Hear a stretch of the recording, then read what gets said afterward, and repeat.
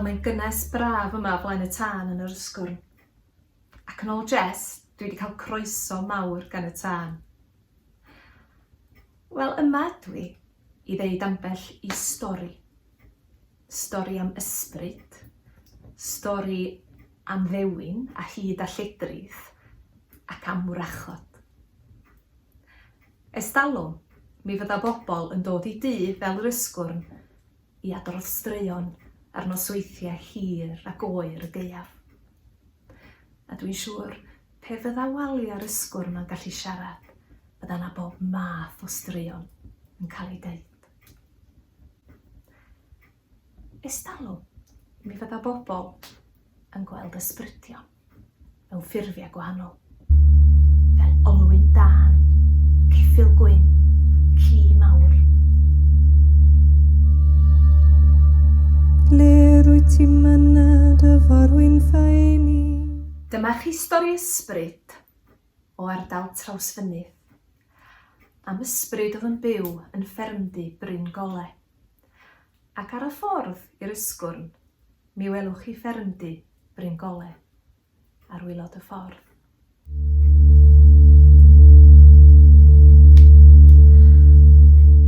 Amser maith yn ôl, fe roedd yna hen wraig o'r enw Gweno yr hen barlwr yn byw yn y pentre. A roedd Gweno'n graduras ddiwiol iawn, oedd o'n mynd i capel bob dydd. Oedd hi'n hen wraig glawd ac yn rhoi pob ceiniog oedd ganddi i gadw crefydd neu'r capel. Un diwrnod, dyma perchennog ffermdy Bryn Gole yn gofyn i Gweno: "Os ewch chi fyw i ffermdy Bryn Gole am fis ac a gwared o'r hen ysbryd mae mi roi 10 swllt i chi." Wel, oedd Gweno wedi gwirioni. A dyma hi'n derbyn y cynnig ac i ffwrdd â hi'n syth i dŷ Bryn Gole. Y noson gynta, dyma hi'n cloi pob drws yn y tŷ. Aeth hi eistedd o flaen y tân a gweu yng ngolau canwyll. Pan aeth hi'n hanner nos, dyma Gweno'n penderfynu neu chydig o swper iddi hun. Ac felly yn mynd lawr am y seler. Yng ngolau canwyll, dyma hi'n cerdded i lawr y grisiau. Ond yn sydyn, dyma'r ganwyll yn diffodd. Ac yna dyma'r tŷ yn dechrau siglo fel bod rhyw ddaeargryn. Mi ddigwyddodd hyn 2 gwaith, a Gweno bob tro yn ail o leo'r ganwyll. Ond roedd Gweno yn benderfynol o gael tatws i swper. Ac wir i chi, mi lwyddodd Gweno i gael ambell i daten i swper. Aeth yn ôl i eistedd o flaen y tân i fwyta'i thatws.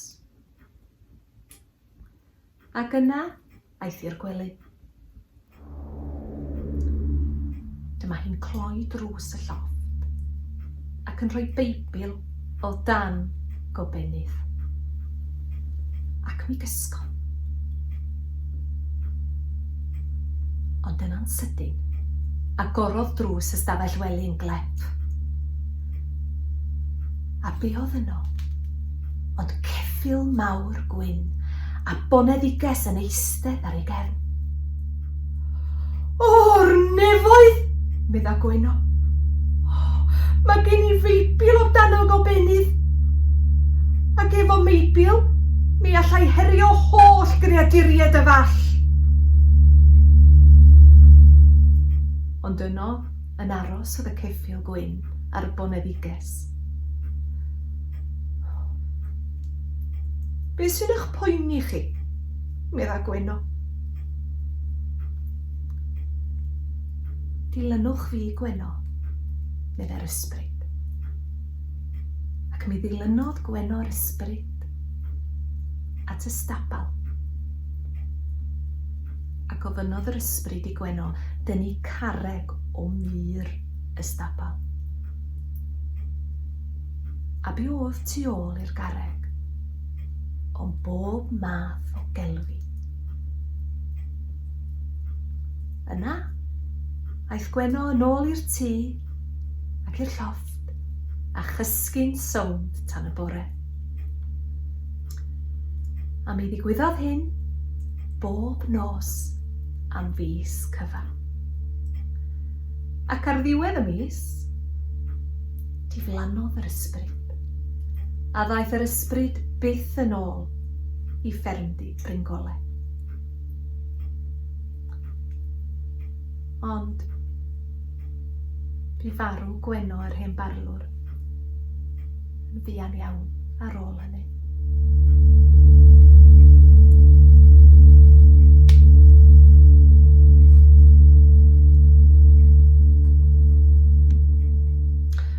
Wyddwch chi be? Mi roedd na ddewin enwog yn byw yn yr ardal yma. Wel, yn ardal Llanffestiniog yn union, os sydd ddim yn bell o'r Ysgwrn. Ac enw'r dewin oedd Huw Llwyd. Ac oedd Huw Llwyd yn dipyn o gymeriad. Mi fydd o'n gwisgo clogyn du a symbolau hudol ar ei glogi. Gwaith Huw Llwyd oedd cael gwared a melltithion drwg. A mi o'na rai yn dweud bod Huw wedi gwerthu enaid i'r diafol. Mae yna sawl stori am Huw Llwyd, ond dyma chi stori am ei helynt o mewn tafarn yn Betws y Coed. Mi roedd na leidr mewn tafarn yn Betws y Coed, a dyma Huw yn cael ei alw i'r dafarn i neu chydig o waith ditectif. Roedd na ddwy chwaer brydferth yn rhedeg y dafarn, a dyma Huw yn mynd yno wedi gwisgo fel milwr a cleddi fyny law gan ddeud y ddwy chwaer bod o ar ei ffordd i'r Iwerddon, a bod ganddo fo lot fawr o bres yn ei fag. Dyma fo'n cael croeso mawr yn y dafarn, digon o fwyd i swper, a dyma ein amser noswylio, a dyma fo'n gofyn y ddwy chwaer, o, dych chi'n meindio os byswn ni'n cael chwanag o ganhwyllau gynnoch chi?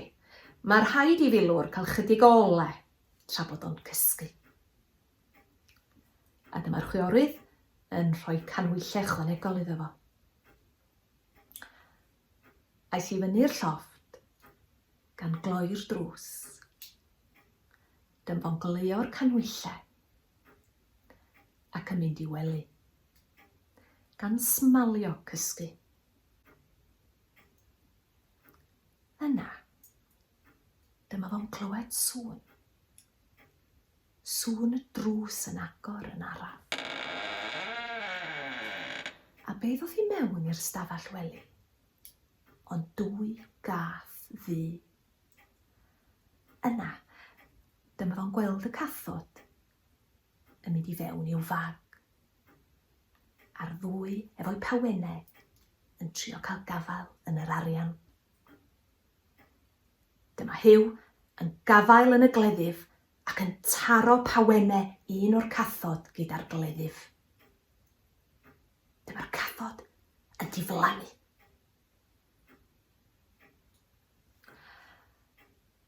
Y bore wedyn, dyma Huw i lawr i'r dafarn, a dyma fo'n diolch i'r chwiorydd, ond dim ond un chwaer oedd yno.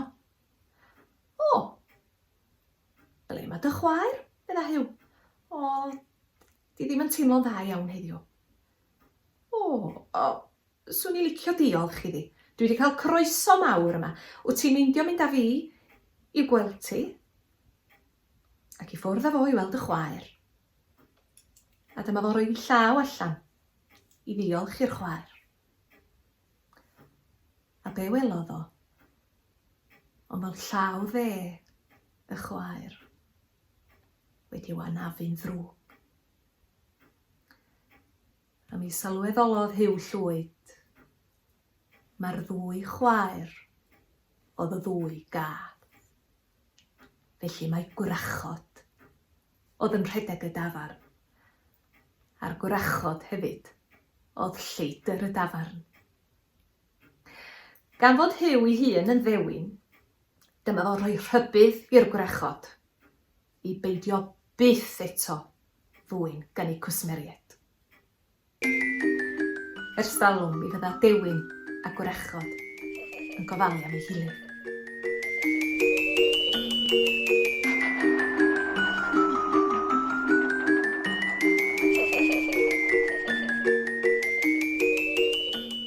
Stori arall i chi am Huw Llwyd. Yn ôl y sôn, mi oedd gan Huw Llwyd bilpid ger afon cynfaen. A mi fydda fo'n mynd i'r pilpid i synfyfyrio, ond hefyd i greu swynion. A mi fydda fo'n denu cynulleidfa fawr i'r swynion hyn. A un diwrnod, dyma na ffarmwr lleol yn dod i weld un o'r perfformiadau. Nad oedd o wir yn credu mewn hyd a lledrith a ryw lol fel melltith. Ac yng nghanol un o'r swynion, dyma'r ffarmwr yn dechrau gwneud hwyl am ben yr hen Huw Llwyd. Mi wylltiodd Huw yn gynddeiriog gan ddechrau melltithio'r ffarmwr a defnyddio ryw eiriau mawr, hir nad oedd neb yn ei ddallt. Ac i ffwrdd ar hen ffarmwr. Ond dyddiau wedyn, mi ddechreuodd y defaid ar ffarm y ffermwr farw fesul un. Mi roedd Huw Llwyd wedi belltithio fo. Mi raid i'r ffarmwr yn draw i dŷ Huw Llwyd i ymddiheuro a gofyn o fydda fo'n gallu cael gwared o'r melltith. Mi gytunodd Huw Llwyd, ond bu raid i'r ffarmwr dalu yn ddrud am y gwasanaeth. A dyna chi hanes Huw Llwyd, y dewin Cymreig.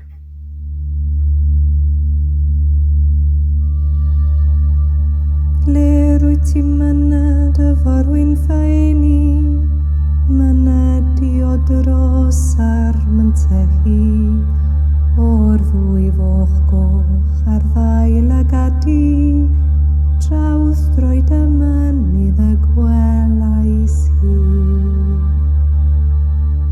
Gaf i ddod gyda thi y forwyn ffeini, gwnewch fel y mynoch o sar myntehu, o'r ddwy foch goch ar ddail y gadi, trawdd droed y mynydd y gwelais hi.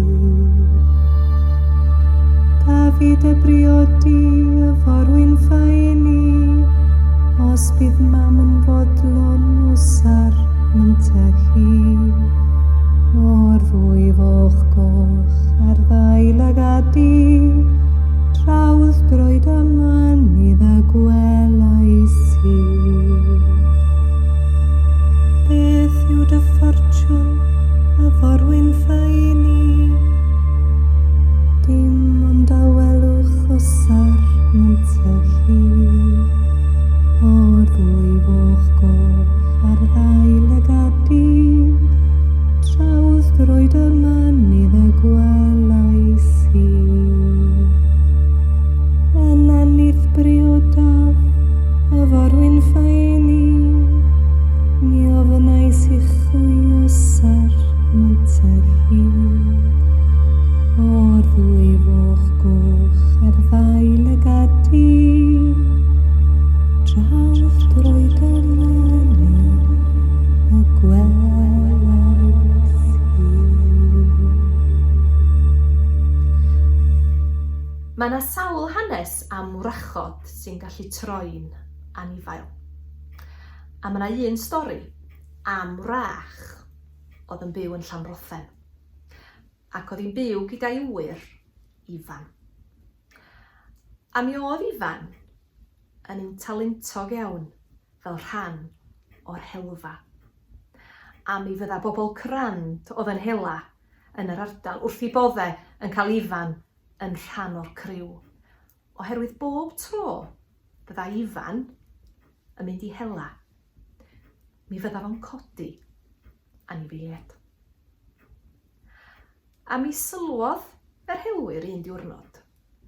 Bob tro oedd ifan hefo nhw, mi oedd na rhyw sgwarnog mawr yn codi, ac yn rhithro ac yn rhedeg, a mi fydda'r helfa yn cael hwyl yn ceisio dal y sgwarnog mawr. Ond ar ôl peth amser, oedden nhw byth yn gallu dal y sgwarnog yma. A dyma nhw'n dechrau ame, oedd na rhywbeth hyd a lledrith neu dewiniaeth am y sgyfarnog yma. A dyma nhw'n penderfynu mynd i ofyn i'r offeiriad lleol am gyngor sut i ddal y sgyfarnog hyd. A mi ddudodd yr offeiriad bod rhaid iddyn nhw gael gafal mewn ci du heb flewyn gwyn arno fo. A mi fydda'r ci du yn sicr o ddal y sgyfarnog hudol. Dyma'r helwyr crand yn cael gafal mewn ci du. A dyma nhw'n galw ar wasanaeth ifan i ddod i godi yr anifeiliaid. A wir i chi, yn union fel pob helfa arall, dyma'r sgyfarnog mawr yn dod i'r golwg ac yn dechrau rhedeg. Dyma'r helfa ar ôl y sgwarnog, ac yma dyma nhw'n gollwng y ci du ar ôl y sgyfarnog.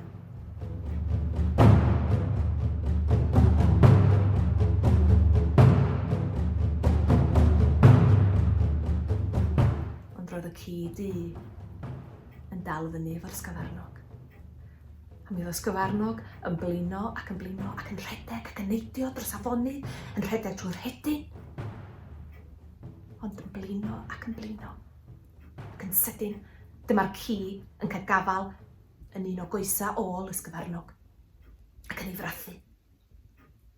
Dyma'r sgwarnog yn rhedeg i'r cyfeiriad arall.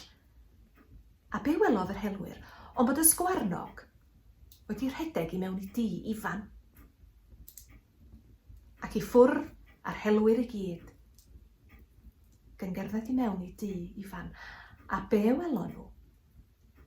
Ond hen wraig a'i gwynt yn ei dwrn yn eistedd o flaen y tân. A gwaed yn rhedeg i lawr ei choes.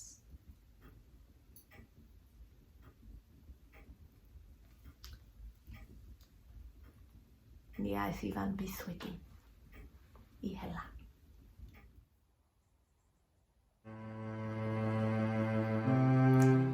Mi o'n naw wrach yn byw yn plwy traws fynydd amser maith yn ôl.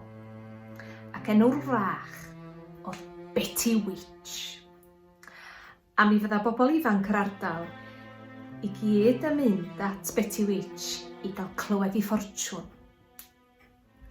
Ond oedd pawb i hofn hi. Oedd gen Betty Witch drwy'n hir, gen hir, gwallt bler, gwynedd hir fel parot a 2 ddant yn tyfu drost i gwefus.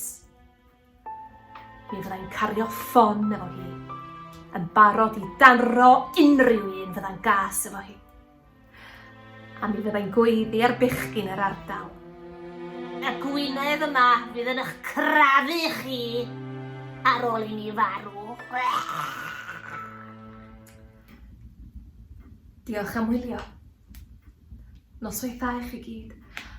A cofiwch, fel Gweno hen barlwr, cofiwch gloi pob un drws yn y tŷ heno. Nos da.